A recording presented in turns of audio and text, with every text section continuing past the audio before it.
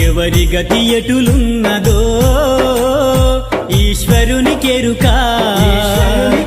ఎవరికి విధముగా జరుగునో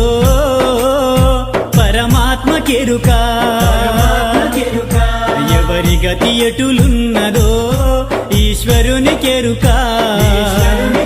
ఎవరికి విధముగా జరుగునో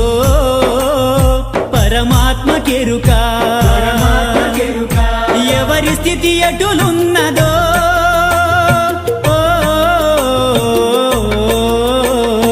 ఎగసి ఎగసి పడుటే కాని అలవి కాదెవరికైనా హరిహర బ్రహ్మాదులైనా అనుభవించక తీరదు